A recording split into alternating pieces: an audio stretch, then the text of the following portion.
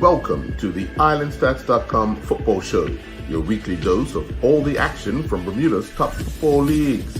We bring you in-depth coverage of the Premier and First Divisions, results, highlights, analysis, and exclusive interviews. We also keep you up to date with the latest news and developments from the Bermuda Football Association. Stay tuned for the IslandStats.com football show, your one-stop shop for everything you need to know about the beautiful game in Bermuda.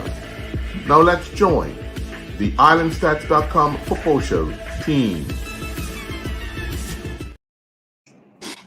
Well, good afternoon and welcome to this edition of the Island Stats Football Show. I'm your host, Earl Baston. Joining me, our co-hosts Garrett Punchy Dill and Andrew Griffith. We are joined by the women's national coach, Nikita Robinson. First of all, Kita, congratulations on that opening night victory in Cayman Islands. Now we turn our attention to Guatemala, but let's reflect just a little bit on that match against Cayman Island on Thursday night. The way you set your team up to face, you said you had noticed that Cayman had put in a lot of work and was improving, but you went into the game looking to attack them. It looked as if you wanted to get that good start. Was that the setup initially? Yeah, no, we were always going to start fast and hard and put them on the back foot to see, just how much work they have been doing. We have played them in the past, and I believe this is probably the lowest score we've gotten against them. We have many opportunities to score more goals. Just some unfortunate errors on individual players' parts, but we definitely knew that we were going to all out attack Cayman while working on our defensive shape for our match tomorrow. So there were some errors that were made in the match. We watched the match with the girls. We've met with them and we fixed those errors. So yeah, I always knew that we wanted to attack Cayman. But you always have to respect the opponent, yeah. So we saw what they were giving us. We kind of watched them a little bit in the warm-up. And then, we just went out and played our game. Yeah. Now, of course, this next test tomorrow night in Guatemala is going to be a challenging one for you. But how are the girls' spirits, and how do you think the last training session that you've had before the match has gone with preparation for tomorrow? Yeah, we trained about 3 hours ago. The spirits are extremely high. The group it's a very new group, especially since we have a lot of younger players, new players in the team. The way everyone has gelled, the energy is really fantastic. We had high energy in our training session before Cayman as well, and the other thing I liked about the Cayman game is that three of the 4 goals that we scored, we actually worked on training the day before. So like tomorrow's match, today we worked on the things that we want to see. And good thing these girls, they buy into the things that Coach Carl and I are doing. I can't negate the value of Coach Carl Roberts, just his insight. And his vision and the things that he sees. He sees some things that I don't see. And it's proven a great team, the two of us. So today was really working on defensive shape and making sure we get behind the ball. But the energy level, it's amazing. I mean, we got a bit of altitude, so we may need to have a little bit of oxygen on the bench tomorrow, but right now the energy is fantastic. They're having a spades tournament right now. It was a lot of fun and laughter. And again, we've never played Guatemala. We've never played a team like Guatemala or even Costa Rica. So we don't know what exactly to expect on the day, but I do know that these girls are ready to go. Yeah. Punchy? Hey, congratulations, Coach. Congratulations. Thanks. Yeah, Thank you. I'm very happy for you. The next game is definitely, tomorrow night's game is definitely a step up, I'm sure, especially with Central American teams. Women's football is getting such good coverage. And I'm glad that that result went your way, which was, I think, you would say, is probably expected. Tomorrow night, what will be your approach tomorrow night? The team's approach. What would you? I mean, I'm not actually giving away your secrets, but what will you think you will be looking for tomorrow night? Would you have a much more defensive shape, or will you be more apprehensive, or what would be your tactics for tomorrow night, if you don't mind? Maybe give us a little. Definitely looking to play a mid to low block, and possibly counterattack. But again, don't want to give the opponents too much respect, but also don't want to be naive in the fact, even though we've come off a good victory and we have great energy, right? The opponents, the surface, the weather, all of that has an impact once the game starts, and so we definitely will be a bit more cautious, and definitely a lot more compact in our approach to tomorrow's game, and not be as open as we were against Cayman. We got away with a few errors that Guatemala will make us pay for. So we are aware of that, and that's what we've been focusing on as we have been preparing for this match tomorrow. Sure. Griff? Yes, Coach. You said 3 of the 4 goals versus Cayman came down from your training and what you practice. So would you say that's down to good coaching or good player execution? I think I know the answer, but I just want to hear from you. I think it's both, right? They have to buy into the stuff that we're giving them, we're selling, right? And we have the qualities in this team. We have some really quality players in this team.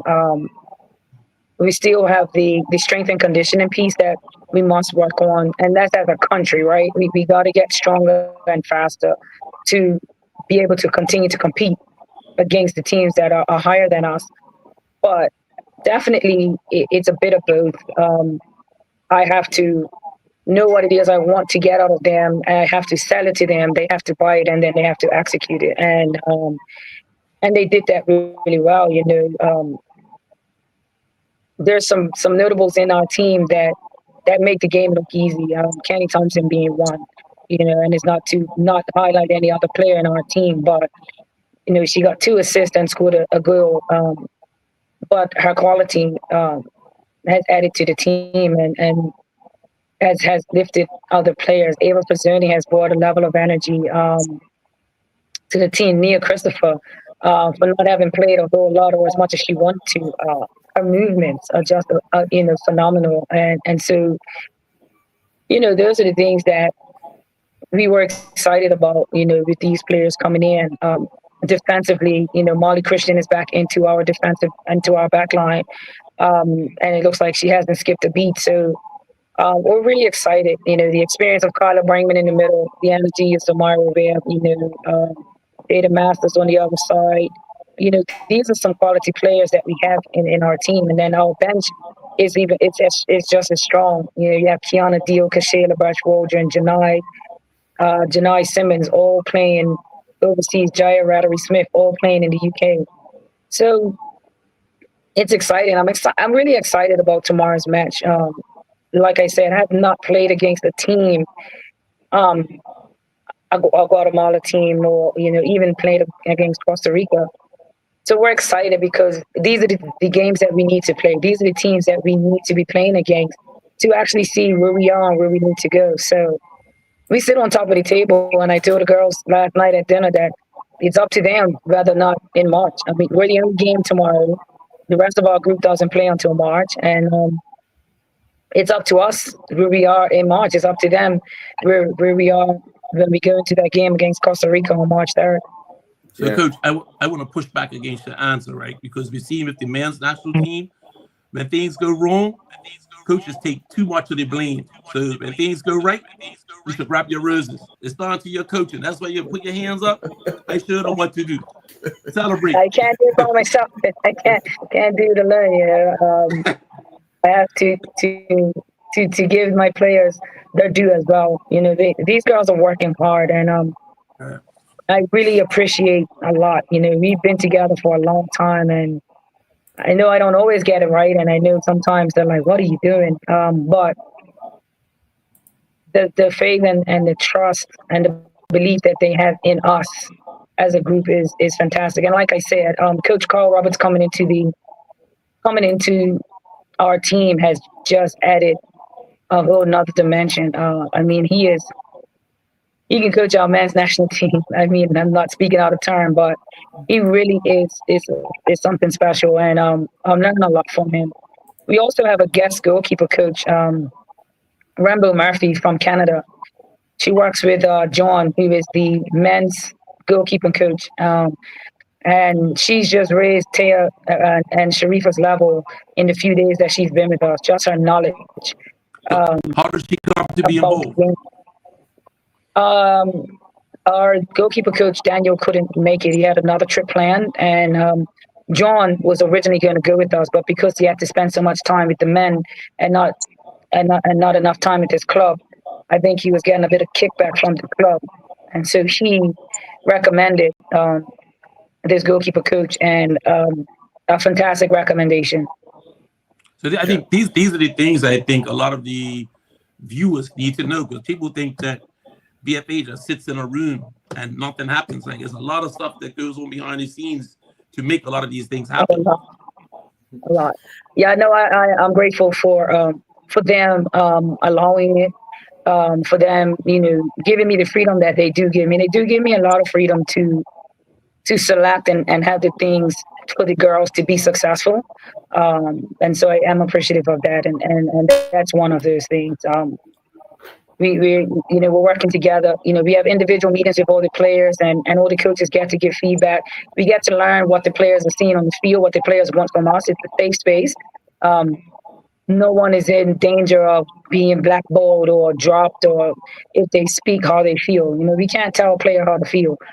We can only present to them what we have to present to them. And so we've created the environment for these players to be able to feed off of us and to feed off each other. The senior players in the team have been absolutely phenomenal. You'll have seen young Evans Welch come onto the pitch in the Cayman game, and she just came on and fit seamlessly, almost scored a goal. And that's what I love about this group, is that we're one team, right? We're a family, and these girls play hard for each other. No one has any time to sit in their feelings. If someone says something to them on the field, listen, it's not personal, it's professional, and let's keep going. So Coach, let me ask you, how exciting is it that you had all this firepower sitting on the bench next to you when the game started? You could look down the line and say, oh, any one of these girls could come on and ignite the game for you. You haven't had a lot of that in the past, but how refreshing is that? I mean, it's great, right? And even if you look at the subs that we made, the level didn't drop. Right.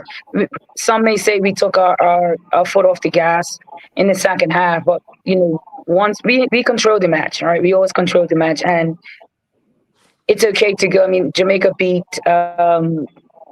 15, Dominica 18-0, right? 18, yeah.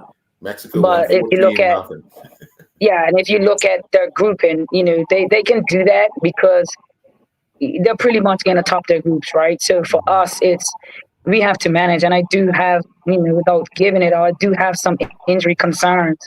And so now we're managing those types of things, right? A lot of my players are still in season in the UK. And it's when the players came on, our level didn't drop. They actually kept the level high, and we had many opportunities that we just didn't score or came in, did well defensively. Not any excuses, but the surface was horrible. Unfortunately, it was patches. Coach Carl fell on in the training session the day before. It was holes. It was like that might be due to old age, not the surface. It was a 6-inch hole on the field. If you look at the game, Carla Brangman rolled her ankle in the first 3 minutes, which kind of took her off her pace a little bit, But yeah, I'm excited. I mean, even with the younger players, they really have something special. The future is bright for us. So last week we talked about some of the senior players not being available, and you would have to use some of the younger players because we got into a good position in school. Did you get to play some of the younger players that you may not have played, and how do you feel that they played in the game? Yeah, so Evans Welch was the only one that we actually brought on. And she did well, right? She came on in probably the 86th or 87th minute, almost scored a goal. But her energy level, was good. Her touch, her technique, her understanding of what we needed her to do was good. The other players possibly would have gotten in. I don't know if you still class Janai Simmons as a younger player. She's scoring 20. She got into the match as well. And, ideally we wanted to kind of score maybe a few more goals so that I could have gotten them in. I can't promise that they will get in against Guatemala. But who knows, but I think they're understanding their role in the team at this moment. It's being around the senior players, it's learning the protocols, it's understanding the expectations, coming to meetings on time, getting to dinner on time, being where you're supposed to be. No electronics for meals and meetings. Representing Bermuda, looking the part, not walking around in do-rags or hats. Wearing the clothing that we gave you, all those things, because they are still going to play at the under 17s, under 20s, and the under 20 level. So they have to take these things back to their team. So that when those players come up to the senior team, I'm not going to teach that type of stuff. It's all about football. Coach, Coach, you must be elated with having Thompson and your captain back playing. I mean, especially, what do they bring to the team? I mean, just knowing that, I'm sure their inclusion with the national program. What do they bring to your team? Energy, lots of energy and quality. As I mentioned earlier, Kenny just makes the game look so easy. At the end of the match, this is everybody, even the Cayman people, number 10, hey, number 10. And, that's a quality that a good bit of our players have, but she's just a little step above in execution. It's almost seamless for her. And she's enjoying it, right? It wasn't too long ago, like she was, we were having conversations about what she really wants to do, before she went to Bournemouth. But just to see the sheer joy on her face, even in training, she's just enjoying herself and enjoying football at the moment. So the game is coming a bit easier. They will have watched our games, and they will try to nullify her. But the rest of the players just have to step up. Yeah. All right, Coach. Well, I know you've got other things to do, and we'll allow you to get going. And good luck tomorrow night. We'll be watching. We'll be rooting. And let the girls know that they have 100% support from us. The game is 9 o'clock Bermuda time, not 11.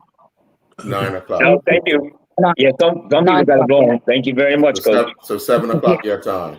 Yeah, it's 7 o'clock our time. Yes, Okay. 9 o'clock Bermuda time. Coach Yeah. Peter, as somebody that's in a similar age bracket as Coach Carl, if it's falling down on the field, make sure he gets an ice bath. I want to make sure you take care of it. Yeah, I got to take care of him. When he pulled his hamstring the other day. Oh, no. Yeah, I got to make sure that he is.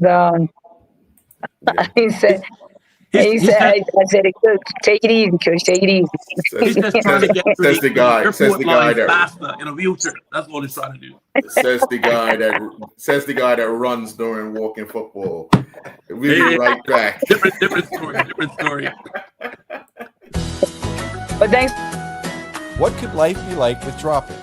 It's getting home, lighting a candle, and finally having that quiet cup of tea before dinner, because your groceries already handled. Delivered straight from Lindo's to your doorstep, fresh and on time. Drop It gives you back the best part of your day, a moment that's yours. Dropit.bn, your groceries delivered. Lindo's, why go anyplace else?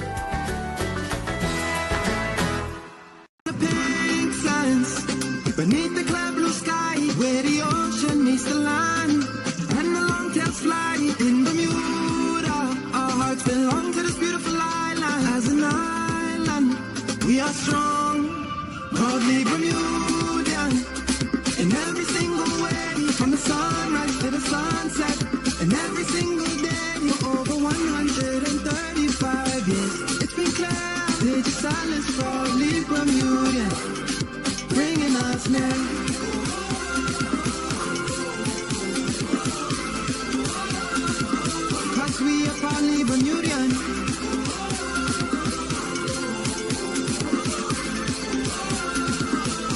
style is proudly Bermudian.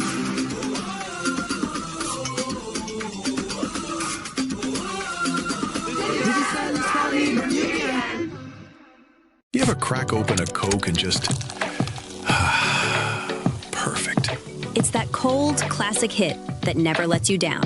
Whether you're chilling with friends or just need a break, you can't go wrong with Coca-Cola. Coca-Cola. Nothing else compares. Proudly distributed by Butterfield and Vallis. And welcome back. Well, gentlemen, let me just tell you, it's been heartbreak at Devonshire Recreation Club tonight as Devonshire Cougars came from 2-0 down to defeat Paget 3-2. Let's run down the results that we have from the rest of the weekend. It was North Village Rams 4, St. George's Colts 1, Young Men Social Club 3, Crossroads 3, PHC Zebras 2, Devonshire Colts 0, Boulevard Blazers 0, Dandy Town Hornets 1, and as I just mentioned, Devonshire Cougars 3, Paget Lions 2. In the first division, it's Robin Hood 3, Somerset Eagles 1. Well, we got the news earlier this week that Hamilton Parish were withdrawn from the league by the Bermuda Football Association, leaving only 7 teams in the division. All their they had the games that they actually played with was 2 of them. Those results were nullified, and the goals were taken away from the players from both Southampton Rangers and Vasco, which kind of makes the league table for goal scoring look a bit. It looks bad. It looks bad. Keishan with his 2 goals last night has 11, and the next group of players, I believe it's 10, are all on 2 in the league. But let's get to, we will be joined by the Minister of National Security at the bottom of the hour. We want to discuss some issues with the incident that took place last week and what suggestions, or if any suggestions, can be made with the Bermuda Football Association to help eradicate some of these issues. And he's going to be actually, you know what? He has joined us, so we're going to go right to him, and then we can get to the rest of the information. So good day, Minister. Good day, Minister. Can you hear me? Can you hear me? Mr. Weeks, can you hear me? Let's just take a quick commercial break, and when we come back, we hope to have him up and running. We'll be right back. The pink sands beneath the clear blue sky, where the ocean meets the land, and the long-tails fly in Bermuda. Our hearts belong to this beautiful island. As an island, we are strong, proudly Bermudian. In every single way, from the sunrise to the sunset, and every single day for over 135 years. It's been clear, it's silence proudly Bermudian, bringing us near.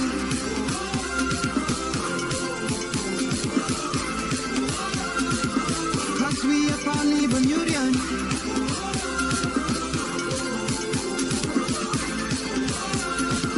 Digi style is proudly Bermudian.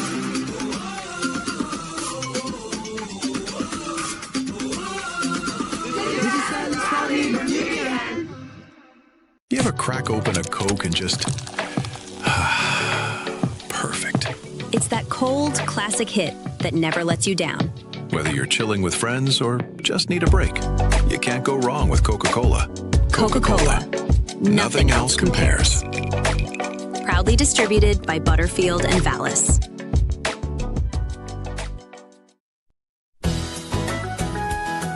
The holidays are busy, but shopping doesn't have to be. With Drop It, Bermuda's local grocery delivery service, you can skip the crowds and let us bring everything right to your door. Fresh ingredients, pantry staples, and holiday must-haves, all from Lindo's delivered with care. Less time in line, more time for what matters. Order now at dropit.bn. Your groceries delivered. Lindo's. Why go anyplace else? And welcome back. Minister, can you hear us now? Mr. Weeks? Can you hear us now?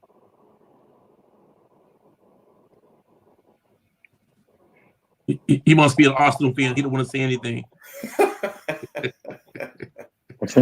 I don't think he has his volume turned up. I don't think it does. Can you hear me now, Mr. Weeks?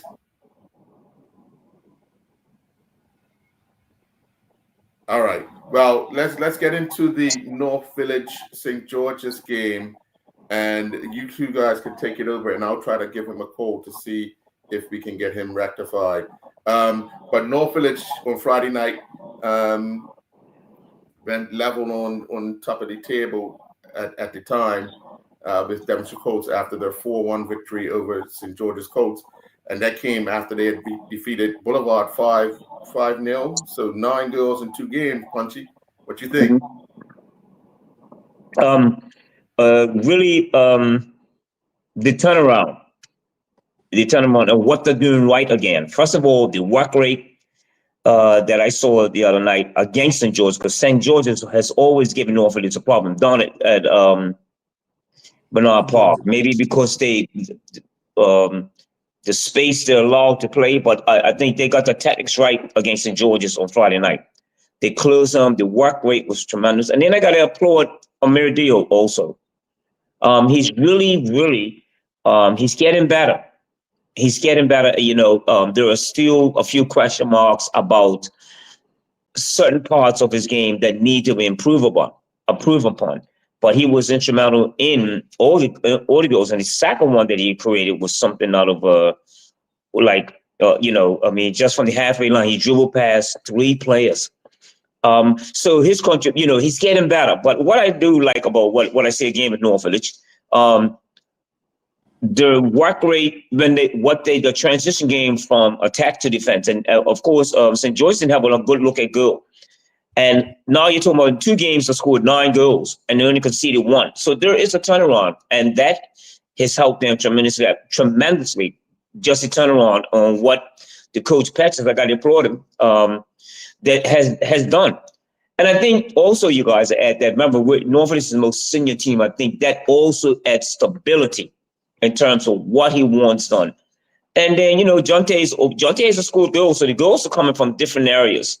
The set pieces look good, but it looks like with the inclusion of the new players that have come, the settling in, and there is what I was really happy about is that the urgency with playing with the ball and playing without the ball, and they look really again they're getting back to the best. They're getting back, and then we're talking about guys that are coming back from like Jai Bean. Mr. Smith, who scored, they both been away with the jogs. We got quite a, especially OD Holiday, and so the firepower is coming back also. So quality is coming back to North Village. So already look how far they jumped up the league. I think it's changed. It might have changed again because Danny Towns win, but there was really a very good step up in terms of how they accomplished their game against St. George's on Friday night. Earl may still be working with Minister Weeks, but how's everyone? There you go. Got him. Hey, Mr. Weeks. Yes, good night, everyone. Good evening. Good evening, Mr. Weeks. How you guys doing? Very good. Right. Very good. Okay. I think, Earl, are you back? Earl might be on mute.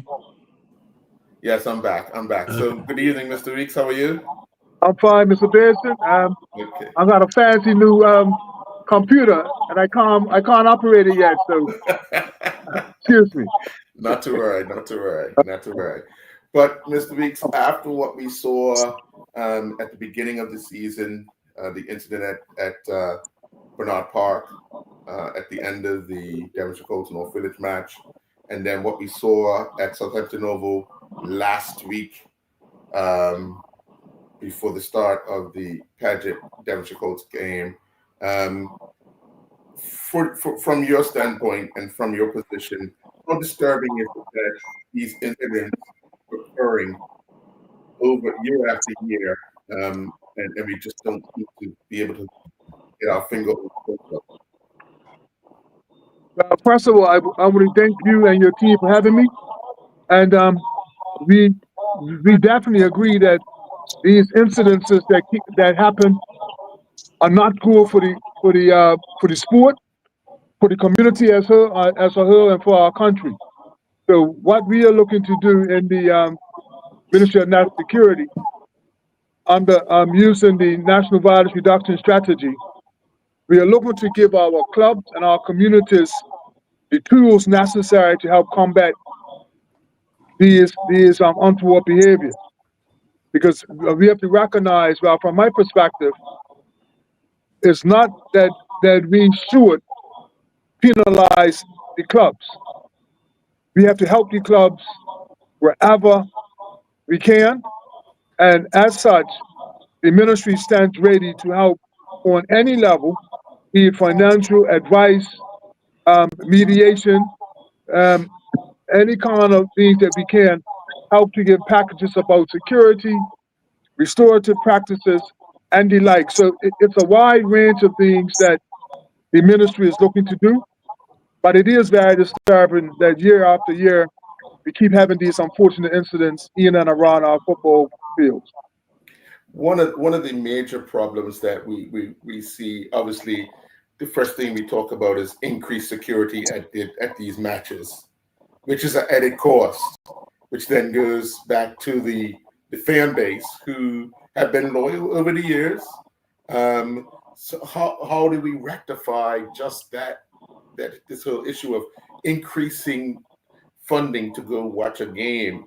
How many people got their money back last week? Well, we always the first thing we talk about a lot of times is increasing security. Mm-hmm. And I am an advocate and a proponent that we have to give the club executives, the management team, and even the fans tools on which that we could try to de-escalate these kind of incidences early on when we see something coming about. When the last incident happened, I spoke with the president of Rangers, and I spoke with the president of Paget, and we talked about increased security. Paget president suggested that we have police at every game. That will be a consideration. I don't know how that will go in the long term, but in the short term, I'm looking at that because football is a community event, and we have to make sure that not only our players are safe and club officials are safe, but our families that come to watch these games are safe. So increased security is always an option, and if that means that the ministry has to partner with our clubs closer to help make sure that security is in place, then I think that may be a short-term option. Just before I pass it off to my co-host here, so let me ask: are we in the motion of having a meeting with the clubs to find out what it is they need, or are we gonna wait until something else happens and then jump to that? What is the next move? Okay, well, the next move from this ministry is to reach out to all the club presidents and have one big meeting so we could discuss what the state of our sporting facilities are in, mm-hmm. and what it is that we can do collectively to try to address some of these issues before they happen. So very soon we're going to have a meeting with all the club presidents. Oh, good. Griff? Yes, thanks for being on the show tonight. In my previous life as BFA treasurer, I've been down this road before where we required the assistance of your ministry and the police. And it came to a point where we needed more police presence. But at that time, the police presence, it came a bill. And eventually, as that bill mounted up, we had rather, let's say, barbed conversations with the controller for your ministry about clearing the outstanding bill. And it became a point of contention. And at that time, my argument was like, I don't think we owe that bill because I think this is due to me for my taxes. And we argued back and forth and it was settled. So going forward now where we are, can you discuss or state where the ministry stands in terms of paying for whatever the cost of extra police presence at games will be? Okay, well, I can't speak for the last minister, but where I stand now, over the last 2 years, I put together a violence reduction strategy, and we are committed to doing what we can. We are committed to doing what we need to do to keep our clubs and our families and our community safe. And I don't want finances to be a bar to somebody's safety. So we will definitely partner with the clubs when it comes to increased security. And if we have to pick up the tab for that, us to ensure that our communities remain safe, then by all means. You know, we are now in a Bermuda that we have to be realistic about the security issues and options, and we will not be a bar on this side as to the quality of security that we have. Punch. Hey, good evening. Glad to have you on the show, Minister Weeks. I'm so glad that you have spoken about the problems that exist. And this, well, the other question I'm going to ask you, because there is stigma attached to some clubs that a lot of people know about. And the other thing was so unfortunate is because a lot of senior people want to come back to watch some games, but they're afraid, especially when certain clubs are playing. I am about going back to having this conversation, and for your department to help out with the club and the security situation is paramount in terms of the way what's happening in the country itself. My question to you would also be, how quickly will this be done? Well, when the incident down in North Village took place, we took note, and we had my violence reduction team reach out to different club officials. This last incident last week up at Rangers has made me turn up the fire on everybody, and we are having meetings this week with the police and with our violence reduction team as to what increased security at our football games will look like. So really, in answer to your question, I want to get this thing solved and off the ground sooner rather than later. Yeah. Thank you. I think one of the things that will reassure the public in knowing that it's kind of going to be a little safer to go and watch a football game is when after all this is resolved, something comes out that something's being done. I think a lot of times things are done in the dark and people don't know what's happening, so they tend to stay away. I think information needs to be shared on what's being done to eradicate this type of behavior at games and so forth. So can we see something from your ministry or even from the association, or something joint that says, you know, it's being addressed and this is what we've come up with?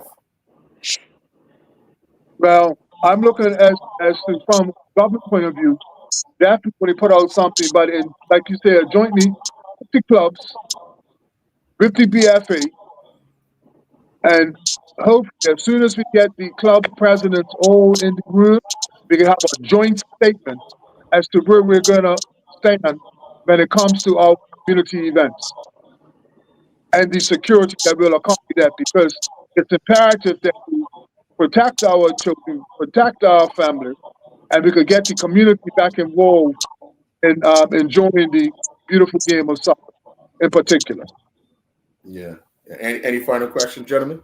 Yes, I it's kind of a statement, but also a question, because I may disagree with my fellow co-hosts. I don't know if you may hold the same position, Minister Weeks, but I have an issue with conflating the issue at Bernard Park and the issue at Rangers. The issue at Bernard Park was in the heat of the moment and related to football. What happened at Rangers is external to football that manifests itself at the football game. I think it's two different issues that we shouldn't conflate. Actually, I wouldn't say that I don't agree, but at the same time, we have to try to make sure that our community club, our community field, are safe havens for our families and those that want to attend, even safe havens to the players, coaches, executives, and our families. So even though there are two different incidences, they still happen at basically a community event. So let's look at as how we make our community clubs and our community feel safer. Understood. Understood. Hey, Minister Weeks, a question I want to ask you. Let's say for the people that were identified that were committed that offense up at Southern Rangers and against a Patriot player. So what is it that if Patrick comes down to play with North Village against North Village, how do we know that the same people are not going to come down with North Village and carry on? My question, I know it's a question that maybe it's still up in the air. Is identification, or is these guys that committed that offense, how will we know that we're not going to allow them into the game? Well, again, this is where the club officials have to come into place. Now, the Ministry of National Security is there to support in any way possible, but there has to be buy-in from our club executives to identify the culprits, and we have to come up with a plan to keep those kind of untoward behavior from outside of our events. Now, the ministry stands ready to assist in any way that is needed. Punchy, I know you would remember back in your days sometimes when somebody was suspended from a club, they were suspended from all clubs, and the pictures were up, at the club. So when you try to come through the gate, it was a no-go. You can't come in, kind of thing. That's what you're alluding to? Yeah, I think that's that's exactly. How do we go about this? I mean, do you, at the gate, do you have pictures of these individuals? And if they are found out, well, would they be banned? Are they banned for life? Or what will be the situation? What will be the penalties for that type of behavior? Well, I'll tell you, before I became a member of parliament, I was an executive at Western Stars. And I remember the days when if you were suspended from one club, you're suspended from all. Yeah. You were suspended, but that was not a government initiative. That's another part of Western Stars. We had to collaborate with the other club executives to come up with that policy. Even though I'm no longer a part of the executive, I almost feel that policy may still be out there, amongst the clubs. And I don't know if club changing of executives, these kind of fall away. But we have to in touch with other executives to come up with that plan. And like I said, the ministry, wherever we can help to facilitate it, we will. But I think it's up to the clubs to say, Michael Weeks or whoever cannot come on North Village field or Western Stars for a year, 3 years, or if it's a repeat behavior, a longer period. But I think government must work with the clubs in order for us to get this done. So let me add on that. As somebody that sat in AGMs as part of the BFA executive, I think the threshold for a government to prove somebody has done something and take action against them is much higher. For clubs and BFA, you get together and you decide what you're going to decide. Rather right or wrong, it's not a right to play football and be allowed access to clubs. It's a privilege. So the clubs can take whatever action they want to take, and the same threshold that applies in a court of law don't apply to clubs. So they can decide like as heavy-handed as they want to be and make whatever unilateral decisions they want that a government necessarily may not be able to do. I agree with you 100%. But government will stand there, this ministry will stand and support the club in any decision that they make. All right. Well, I want to say thank you very much for joining us, Minister Weeks. We look forward to seeing and hearing from the ministry as well as the Bermuda Football Association with regards to, because we do have, a lot of football coming up over the Christmas break, and we want to just make sure that everybody could go to these games feeling safe and sound, and we don't want to see any more of these escalating issues come. Like Griff said, the passion in football, if it's on the field and the players are going at it, that's one thing. But when fans become involved and it spills onto the field or into the stands, I think that's where we have the issue that needs to be addressed as quickly as possible. And we look forward to what comes out of your ministry and what comes out of the BFA. So, and also congratulations, your team's top of the table going into the weekend. Yes. After this weekend. So, thank you for that acknowledgement, sir. Okay. Hey, one more thing before you go, right? Minister Weeks, I take a lot of flack for playing walking football. It's a good game, but let everybody know, Minister Weeks' brothers are playing with me every week. Yeah, and he loves it too, right? He loves it. It's a great game. Now you're talking, but now you're talking about quality and something else, okay? I think they're going on tour, right, Griff? I'm in Liverpool right now. But yeah. But gentlemen, I really appreciate being on. Thanks for having me. And I will say before I sign off, I'm looking to have a meeting early next week with the BFA executive or just the president, and then we have a better idea of how the Ministry of National Security can help the BFA and by extension the other community clubs. All right. Well, thank you very much. Appreciate you. Yes, indeed. All right, you guys. Okay. Take care, Mr. Weeks. Enjoy the rest of your evening. Thank you very much. All right. Watch those Hornets, you guys. Watch the Hornets. Village. All right. All right. Take care. Well, Griff, you were jumping into that North Village talk before we go into the minister. So what were you going to say about North Village? Can you remember? I know you're getting on in life now, so. Yeah, I am. I was just making a lot of people. Are you talking about the incident that happened at North Village at the beginning of this season? No. We're back to the North Village that was St. George's Coach. Oh, the game. Oh, Punchy was saying. I was going to ask Punchy, was he surprised about this school? Of course, I've been overseas. I didn't know. Yeah. I just think that I'm very surprised at this school.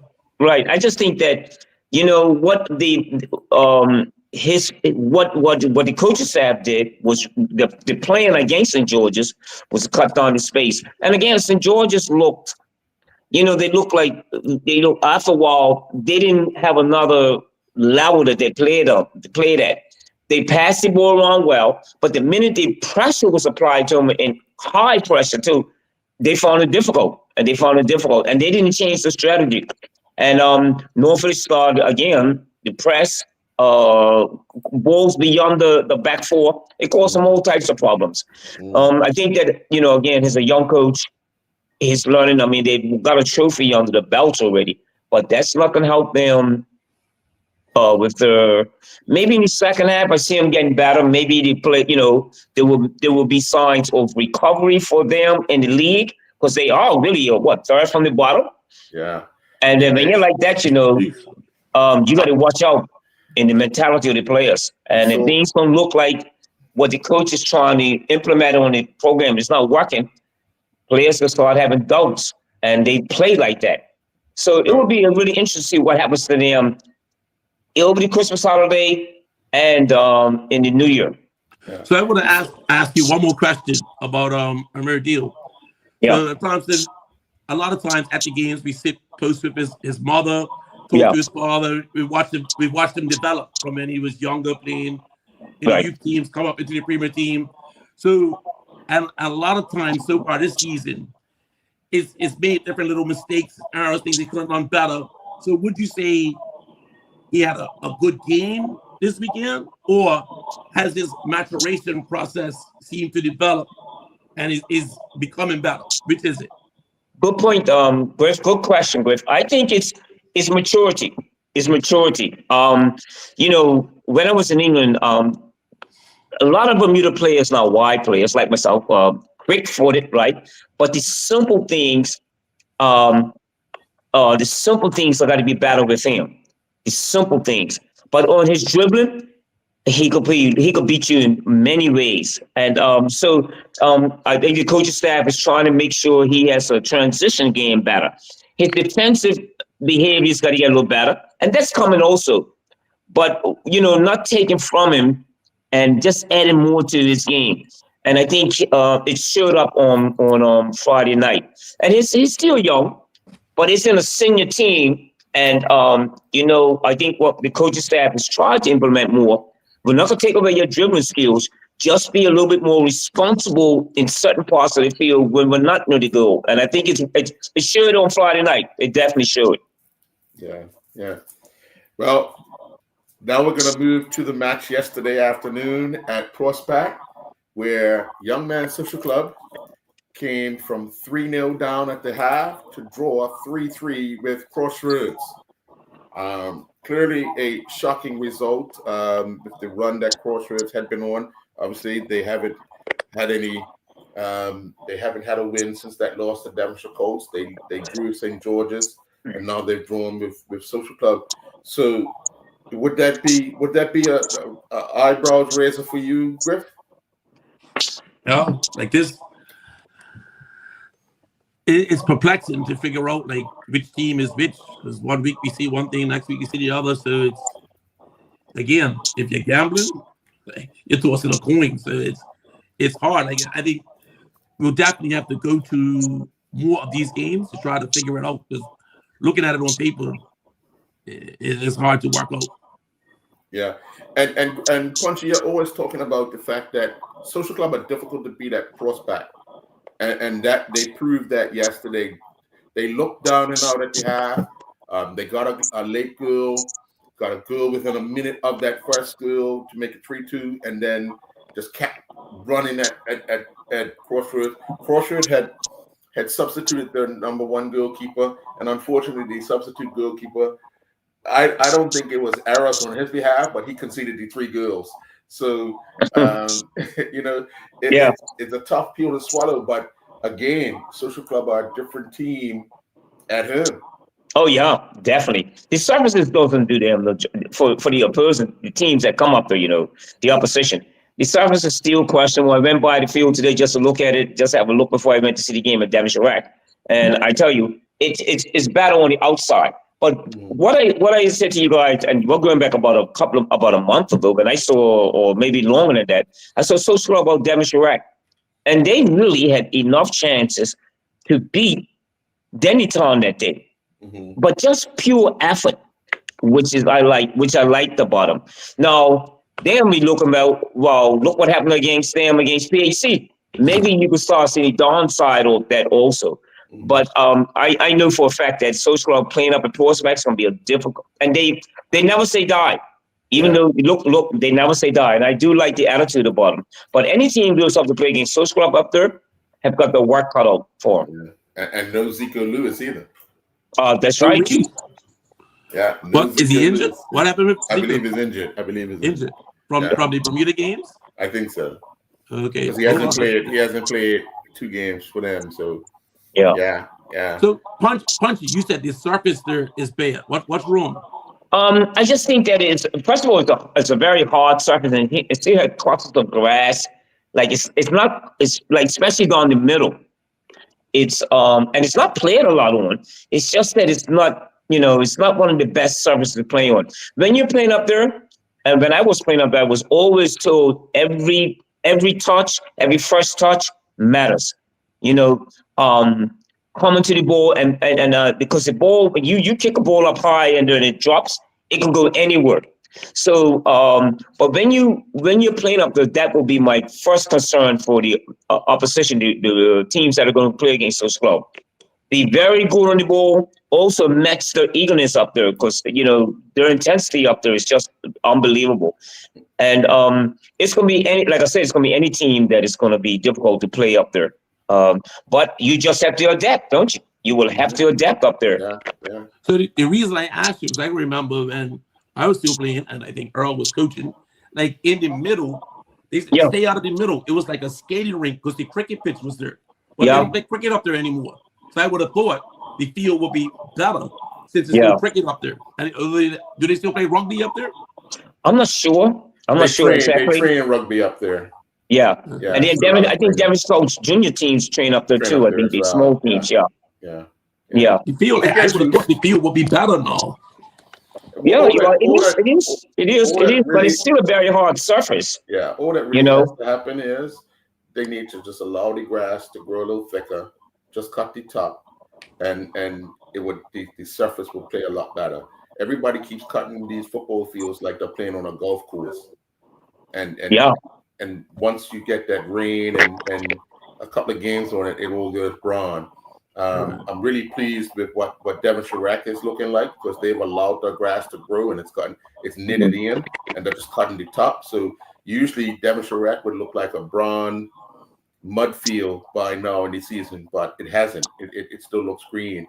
So I just think that's what needs to happen, and same thing for Bernard Park. They gotta let that grass grow a little bit and just cut the surface, just cut the top off of it. And because a lot of football's going to be played, and if you keep cutting it down like you're trying to putt the ball on the ninth green, you won't have to cut it no more for the rest of the season because there's nothing going to grow. So, but yeah. Hey guys, the other thing I want to make, I don't know if the coaches take that into account. It's a wide field. It's a short field, but it's wide. It's very wide. Yeah. Yeah, it's one of the widest field. Yeah, it's very wide. So you have to be a lot more compact in that when you play up there, especially because it's such a short distance from goal to goal. Mm-hmm. So there's some things that the coaching, if you're coaching up there, if you're playing against those clubs, you're gonna have to very off, especially up there police field. Yeah. So in talking about the condition of fields and the upkeep, I know years ago there was an effort made so that the grounds people for all clubs to get together and collaborate, much like they formed the Coaches Association, so that you could get trade-off secrets or whatever, just so that all fields could be maintained to a certain level. But it seems like right now all the clubs are doing individually, and it's no consistency. Well, remember, every club has their own. Well, some pay a groundsman to come in and do it. Others have their own groundsman. So yeah, that would be an indication right there. That's always going to be the case. But there was supposed to be some sort of mechanism to put them together to collaborate. Like all the clubs pay for their own coaches, but they still form the Coaches Association to get together to try to lift this sport. I think it should be the same for the groundskeepers. Well, we're efforts made to do this. Yeah. You put it back on the table, so hopefully they can get that back together. Yep. Yeah. Now we turn our attention to last night's game. PHC taking on the league leaders Devonshire Colts. PHC came away with a 2-0 victory, a goal in each half. Devonshire Colts coming into the game, top of the table, but they created a few chances. But is this the starter step? Punchy. This is the second loss of the season. Yeah. They've had some big wins, but what can Ray do now to turn this around? Well, I think the first thing, you just let it go. Right? Let that, find out why, look at, so Ray will look at all those aspects of how they lost 2-0 today. But when you have a loss like that and you've been on top of the table, okay, let's shrug this off. Let's get ready for the next game. It's kind of, I still think that Colts, again, the maturity level and these kind of games that you would think that, okay, we'll go up there against PHC and we'll come out at the least a draw. And you know, I think Coach is going to still be okay. You know, again, just start them again. Get ready for next week. That's what I would think about Colts. And that's, this is a real test. Remember, you can start, look what's happened to Crossroads before we go to, Crossroads. How they started out, they went up the league. But as the weeks go by, that pressure can start coming on you. And sustaining that level of play is going to be difficult for both Devonshire Colts and Crossroads. Yeah. Griff, So I would say your like thoughts? that Devonshire Colts doesn't have to prove it to us, because if they had won it like PHC or Dandytown or Vintage more recently or Cougars, you say it's just a blip. But for a team that hasn't won the league, you can't have blips. It's got to be like when Leicester won the Premier League. You got to go through every game, beating them. So people, they have to believe that you got a chance. Like, so this loss is like, okay, the real Devonshire Colts has showed up, and maybe they're just a second or third place team. So I think the blip is something to be concerned about. Like, you can't, if you're going to be a contender, you have to like let the league know, so that when you come to play, they're afraid of you. Like they're getting the real deal. They have to beat a league contender. So for me, this is like, you got to prove it to me all over again. Devonshire Colts.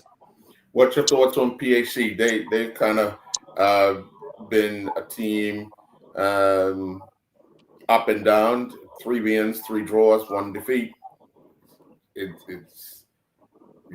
PHC has the talent. It's just blending it. I thought they would have been legitimate last year, and the last 5 years they've been in contention for the league. So I have an easier time believing that PHC will be there at the end. Like they have it all. They've been there, done it. They have a lot of experience. So PHC seems more legit to me. And then let's go to today. Punchy out of Devonshire Recreation Club. The opening game, the Dandytown Hornets went to the top of the table with a 1-0 win over the Boulevard Blazers. Last week, we talked about Boulevard losing heavily to North Village. They responded this week, a better performance, not the result that they would have wanted, but looking at them, is it something where they play harder against teams in their neighborhoods than they do with teams outside their neighborhoods? I think you're right about that, Earl. That's a good question, Earl. They played with a lot of intensity out there against Dandytown today. And that score could have been different also. But of course, they're lacking quality, and especially in the middle of the park where it matters around the goal. And they had some good clear-cut chances. And that score could have been like maybe 3-1. And I'm talking about in terms of, because as the second half won, they had created chances against Dandytown. But again, I think we're talking about quality. We're talking about quality in the top third of the field, which Boulevard lack. I think they're all right at the back. They're all right at the back 4. The question is still in midfield, in the midfield areas and up the front. That's where Boulevard's going to have a problem. And of course, against Dandytown, they're going to, like you said, in the neighborhood playing, they're going to put up a good show. But it's when they play away from home, which I think is going to be a cause for concern for Boulevard. Right. Griff, for a team like Dandytown, they've had several chances to go to the top of the table over the past few weeks. They finally did it today with a 1-0 win over Boulevard. Just your thoughts on the last few weeks, whenever Devonshire Colts drew or lost, Dandytown drew or lost. But so now let me say this on Dandytown. We had their coach on about a month ago, and at that time they were going into the final. We go, look, and we joked about it, triple draw and all that, and they look good. But it's times that Dandytown, they've got a lead, and it seems like they go to sleep, and they don't finish. And like a lot of like Frankie saying, they could win a game by 2-3 goals, and it's like, so winning today and going top against Boulevard, we all sit here and agree. Boulevard is probably trying to fight off relegation. So you beat a relegation team 1-0. That doesn't convince me anything. If you had beat PHC 1-0, I'm like, oh wow, that's something. So like Danny Thorne still has to prove his credentials because it's this shakiness. Like if they played to the potential, they probably should have a 3 or 4 point lead by now. So getting to the top over Boulevard, I'm not ready to consider them like the worthy number one shot right now. And then the final Premier Division game ended just when the show began, where Paget Lions led 2-0 at the half and lost 3-2 to the Devonshire Cougars. Just talk a bit about Paget Lions. Griff, obviously they had that game called off last week. The incident took place. It had to be sort of a lot of emotional talk around them going into this game. But your thoughts on Paget? So I think every week when we make our picks, we get flack for picking Paget, flack we don't pick them, and we keep saying, you gotta show me first. Like, yeah, so this didn't do anything to help the cause. They could have won that game easily, or they have this capitulation. So it seems any given week they might be brilliant or they might be bad. So it's as us trying to pick game each week. That's a hard one to pick because they seem to be Jekyll and Hyde. Punchy, on Devonshire Cougars coming back, you watched part of that game, and you were quite confident that Paget had done enough, kind of thing, before you left. Yeah, I was. When I looked at it, chances created, Paget by far the better team, by far. I think with they lack of damn maturity, also what to do when you're leading a team like that and you're away from home, you created enough chance. You should have been. Paget could have been 4-1 at half, but you're 2-0 up, and then you got to decide. Well, okay, do we sit back or do we play open and catch Cougars? And that's what they done. They called Cougars on the counterattack a lot, and some of the goals they scored, the 2 goals they scored were some fabulous goals. Trust me. Some good goals. But again, what did the coaching staff do halftime? How did they allow Cougars to come back in? What was the information given to when you're up 2-0, you're looking that you could definitely beat this team, and then you lose 3-2. So I think we're gonna have to start looking at what the maturity of Paget. And I tell you guys, I watched them today, they were quick. Some of the ball handling was good. The crossing was good. And the first 10 minutes, I'm telling you, they were like all over Cougars. I said, well, if they can sustain this, as I'm just repeating myself, this will be a total deserved victory. But of course, look what the score turns out to be, though. Yeah. And let's turn our attention to the one first division game that was played last night. Was Robin Hood 3, Somerset Eagles 1. Robin Hood go level on points with Somerset Trojans, but Trojans have a game in hand. Now with St. David's out, it's going to be a lot of stop-start football in the first division because obviously it's going to be a team having a bye each week. But that's where they really tips fall. But looking at a team like Robin Hood, Punchy, obviously they want to make a statement. Keishan scoring twice last night.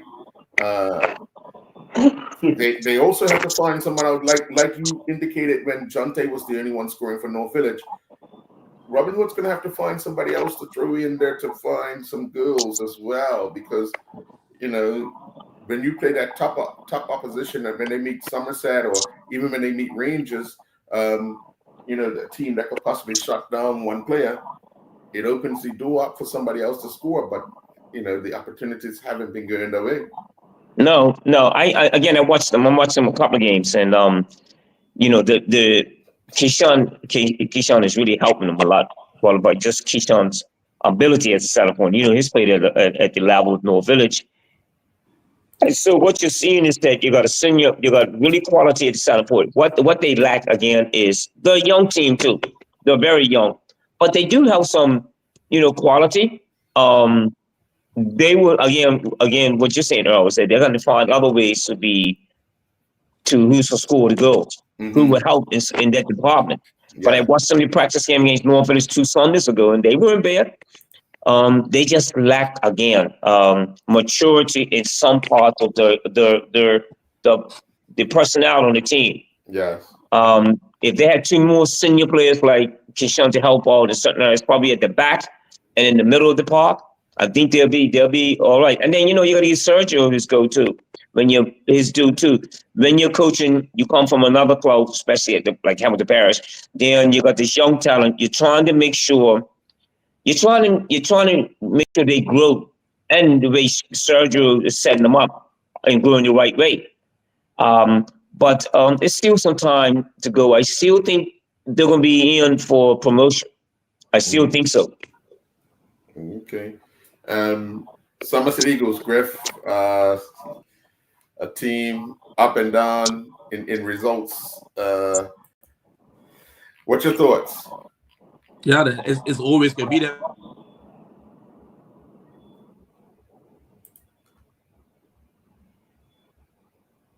Time run out for you in the UK?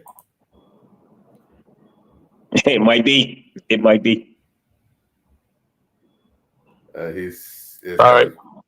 Yeah, he comes. I think he comes back. Yeah, his coins ran out in the UK. Yeah. Hey.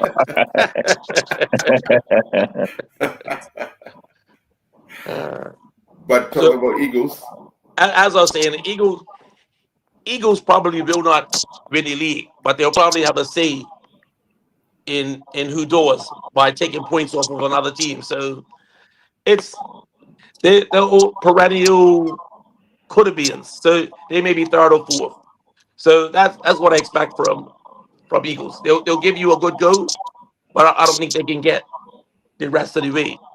So on the Robinwood side, like you were saying, Robinwood needs some to rely on someone else other than Keyshawn. If Keyshawn gets a sniffle, Sergio better be running short with some chicken soup. If it's got a little niggle, he better be dropping him off at the massage therapist. If it's falling behind his chores, he better be at his house cutting his grass. Make sure that nothing happens to him or his coaching won't look as good. Yep. Yeah. Well, let's jump into our picks from last week. We did not do the first division match as it was put on the schedule later. We went St. George's, Colts, and North Village. I took a draw. You two took North Village. Social Club Crossroads, we all took Crossroads. That ended up in a draw. Devonshire Cougars Pageant, we all took Cougars. Cougars won that 3-2. We all took PAC over Devonshire Colts. PAC won that 2-0. And we all took Dandy Town over Boulevard Blazers. So in the end, I got 3, Punchy got 4, Griff got 4. So we are now all on 35. All on 35. So this should be interesting. Very, very interesting. I'm going to go first. I just want people to, if they can, put it in the chat. Anybody that thought Earl was going to win this, put it in there because like you'll be a genius. We never thought Earl was going to win this. Why would everybody think I was going to win it? Because you had the lead. We're nowhere near April, March, April. Nowhere near, man. Come on. Hey, Come on. people think Arsenal's going to win the league, and it's only December. Yeah. All right. So this week, we have 2 friendship matches midweek on Tuesday night. I don't know where the venues are as of yet, but first match Tuesday night. PHC versus North Village. I am taking PHC. Punchy? I'm taking North Village. I'll take North Village for 1. And I do think that, we got to remember that Kyle Lightman's also associated with PHC. But I think, the coaching staff at Norfolk will look at this game and will do the research, the homework. I think Norfolk will beat this one here. Okay. Griff? 1 minute. I got to get a Pawn Sterling. All right, I'm getting Village.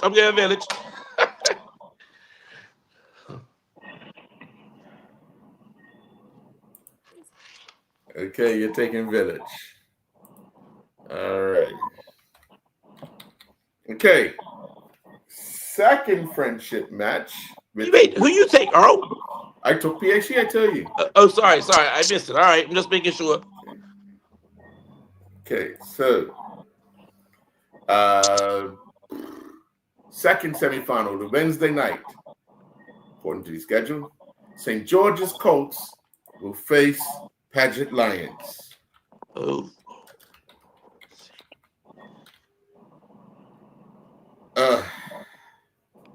Two teams coming off a drubbing for St. George's and a heartbreaking loss for Paget.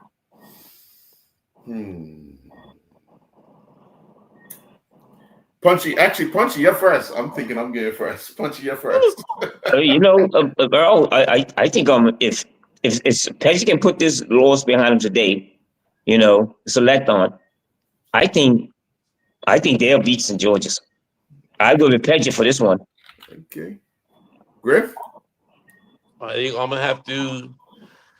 Everybody says that George's is a cup team. I'm going to have to go St. George's.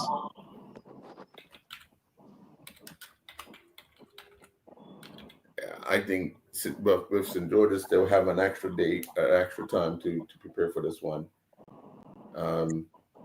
Obviously, Paget playing today. If they're playing on Wednesday, they may train Tuesday.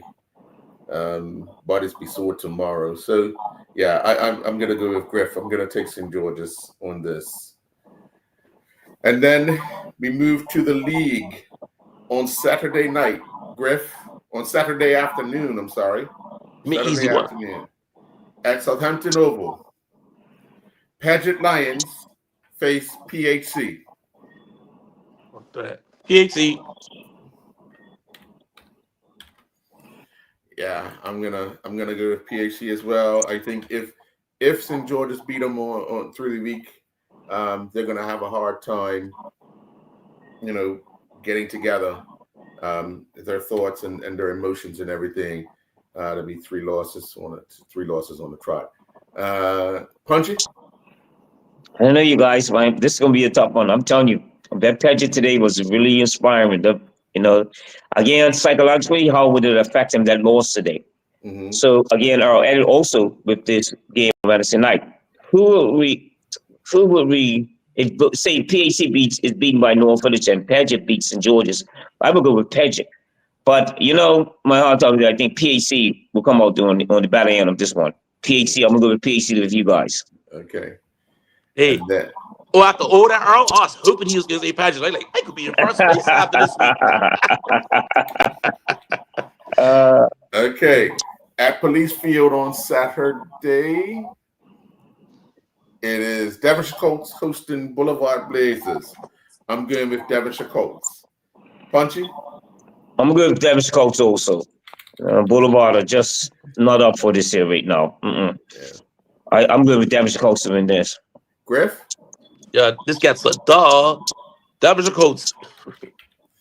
Okay, Punchy, you're up the next game. Sunday, Wellington Oval.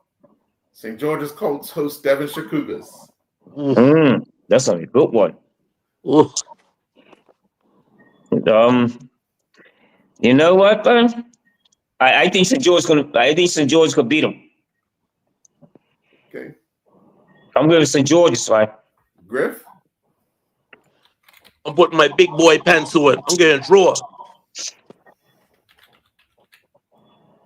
I think St. George's got the edge over Cougars, especially after the Cup final win, and they will want to play well at St. George's. So I'm going to go with St. George's on this. You got the separation, Griff. Call me. Okay, Griff, you're up.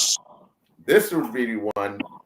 Lords and St. David's. Crossroads host the Dandy Town Hornets. Oh, Boxy. Oh. Based on form. I don't know how I feel about Dandy Town's being against Boulevard. And then what? Crossroads there. But please, Dandy Town. I'll give Dandy Town. Hey, just for Minister Weeks being on his show. Dandy Town. I think Crossroads are going through an emotional roller coaster right now. I think Dandy Town would edge them down at Lords. Punchy? I'm going the other way, you guys. I think Crossroads gonna be okay. From what I've seen of Town lately, it's not been very impressive. I think they look very slow, and they didn't look real good today. I think Crossroads gonna maybe have a turnaround. I think Crossroads gonna be. I'm picking Crossroads to beat this game. Okay. Hey, all right. After this week, I think if we were pack racing, this is how I think we're gonna end up next week. Look at that Punchy. You see. You always put your mouth on something, Griff. You always put your mouth on something. Yeah. The last Premier Division match next week will be at Police Field on Sunday, where Social Club hosts North Village Rams. Oh boy. I'm taking North Village. Punchy? I'm taking North Village to do that. To win this game. I think they just, like I said, what I saw on Thursday night, consistency, and they'll take another step forward on Sunday against Police. I don't see them losing this game at Police Field against Social Club. So I'm going with North Village. Okay. Griff? Yeah, clean sweep. Hopefully, all right. Village has spawned something and keep scoring goals. Okay, now we turn our attention to the first division. Down at Lords and St. David's. Punchy, you're up. St. David's host Southampton Rangers. Wow. St. David's ain't played since they beat Robin Hood 2-0 at Lords. I think St. Davis. You know what? I'm going with St. Davis for this. Oh boy. Oh boy. Yep, the upsetters. The upsetters. The upsetters. Wow. Oh yeah. Okay.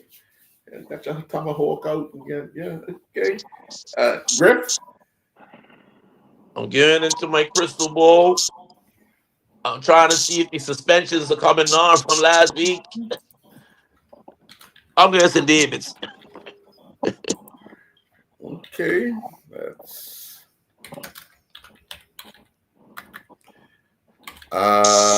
boy. Okay.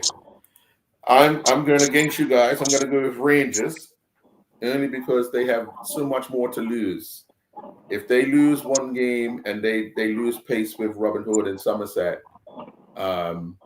against another team, if they lose it against Somerset or Robin Hood, then fine. But if they're losing it against another team, they're out of the title race at this stage. So I'm going to take Rangers. 1 minute. So can I infer from that you're still holding out hope for Rangers to be promoted? Well, they're in the race for it. Yeah. Hey, you think United's in the race for the Premier League? Yeah, if the other teams in front of them weren't playing. Hey, you believe in happy endings and all that warm and fuzzy stuff.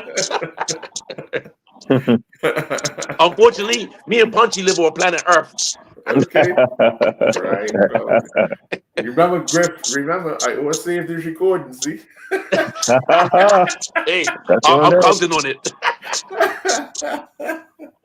So the next first division match, Griff, you're up. It's at White Hill Field where Somerset Eagles host Wolves.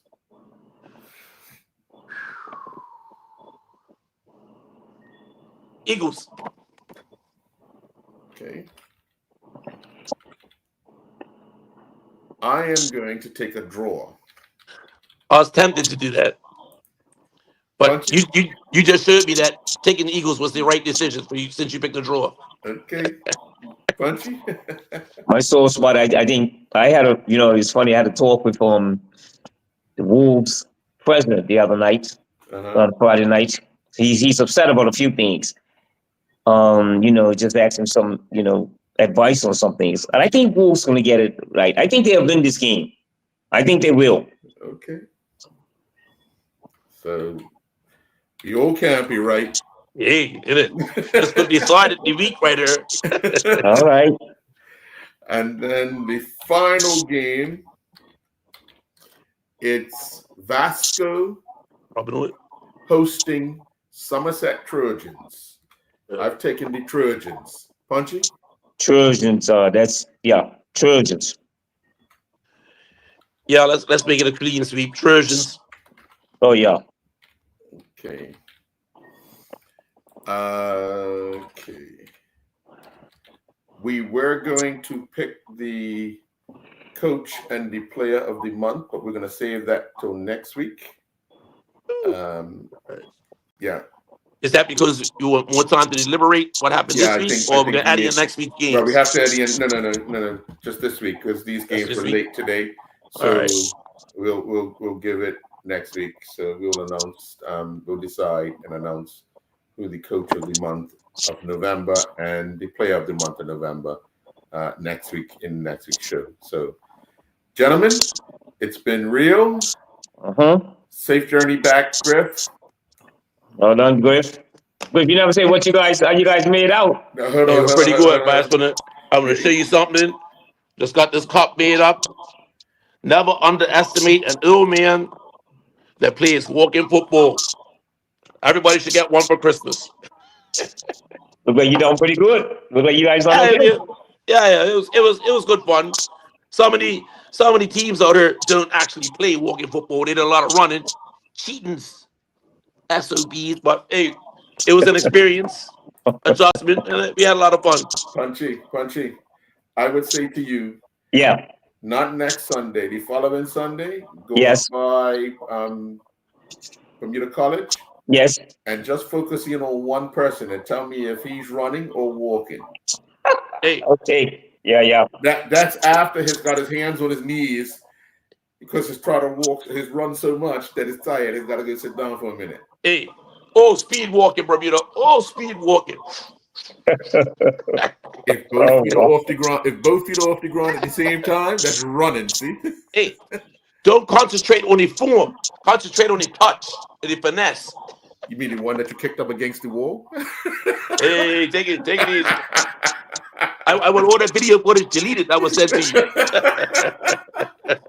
Wow. All right. Well, you guys enjoy your week. Folks, we'll be back with another edition of the Island Stats Football Show next week, Sunday at 6 o'clock. Good luck to the women's team that play tomorrow night. And good luck, have coverage of them when we return next week, Sunday. Have a good night. Good night. Okay, guys.